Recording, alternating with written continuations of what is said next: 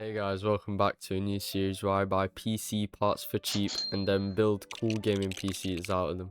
The goal is simple: find good deals, build a PC myself, and then sell for as much profit as possible. Let's see if I can do this. Alright, so all the packages came. Let's unbox them all. Let's start with the SSD. This one I got for £25. This is the Western Digital 512GB NVMe SSD, which is pretty fast, and again, I think I got it for a good deal. Alright, so next up is the power supply. I got this power supply for £31 and it's the Corsair CX750M. And it came with all the cables that I needed, at least one SATA, PCIe and all the other ones. Alright, so the next one on the list is a motherboard. It's the Gigabyte B550MK motherboard and I got it for £40, which I think is, again, not a bad deal. Also, another thing I want to mention was I'm pretty sure the motherboard is brand new because when I opened it, the IO shield was unpackaged, the back plate was screwed on, and the motherboard looked really clean. So I'm pretty sure it's brand new. Alright, so next up on the list is the CPU. So I bought AMD Ryzen 5 5500. I got it for £37.5, which again isn't bad, and came in pretty good condition. Pins looked good, everything looked right, clean, ready to use. Alright, so next up on the list, my personal favorite component of the whole computer is the GPU. This is the Aorus RTX 3060 Ti, has an LCD display, and I got it for £171. Alright, I didn't want to bore you guys anymore, but I got a case and the RAM. The RAM was Corsair Vengeance 16GB, 3600 MHz, obviously DDR4, and the case was P7, no idea what brands, but it had a bunch of Infinity Mirror fans, which I loved. Both of them cost me £35 and 35 pence, funnily enough. And then on top of that, I also got extra NVMe SSD 512GB. SSD, not gonna say the brand, don't know how to say it, but for £25 and 4 pence. Alright, so now with all the parts, I started to actually build a PC. First of all, I started off by installing the CPU, RAM and SSD. CPU has 6 cores and 12 threads and has clock speeds of up to 3.6 GHz, which is honestly a great budget level CPU, and when paired with a mid-range GPU like the 3060 Ti, it can very well handle modern AAA titles and esports games. Also, another thing I want to mention, have you ever seen a motherboard which has like a pin like that, which just allows you to hold the SSD in place? I personally think that's sick, honestly. I wish more motherboards had this. It would eliminate the fact that I have to buy SSD screws and just it makes life so much easier.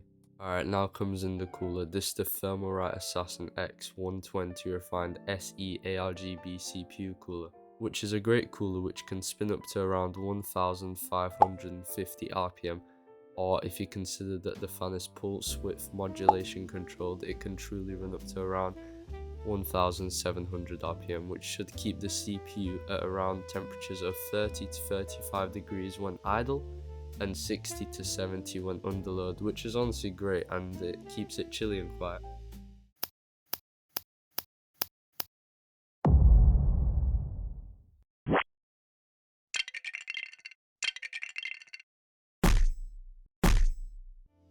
Alright, so for the SSD that would be above the graphics card, I bought this heatsink.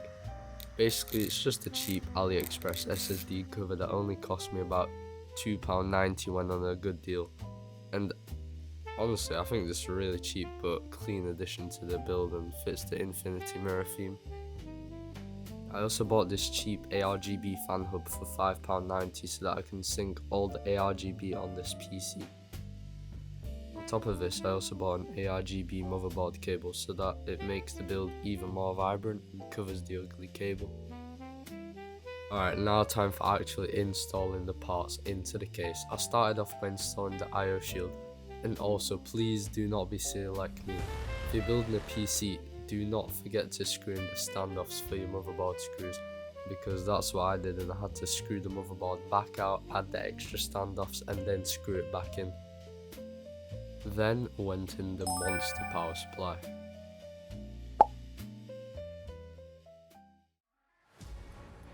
last but not least, the main part of the whole computer, the RTX 3060 Ti. This is by far the most appealing part of the PC in terms of power and aesthetics. Also, let me know what you guys like the most about this PC so far.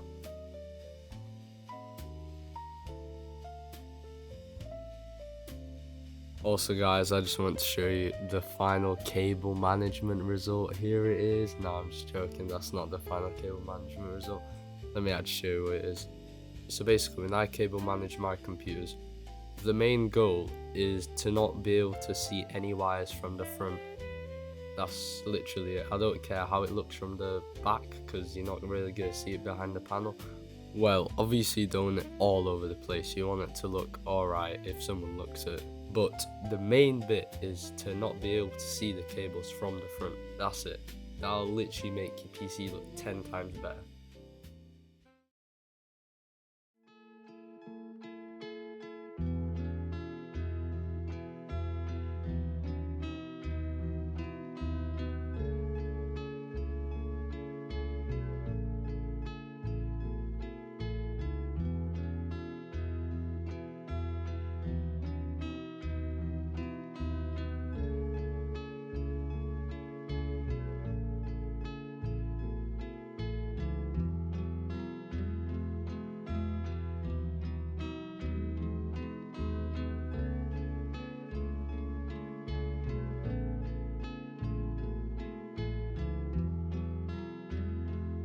Thank you for watching until the end. This has been the first time in about 3 years that I've edited and posted a video, so I hope you enjoyed it. Let me know what you thought of it in the comments.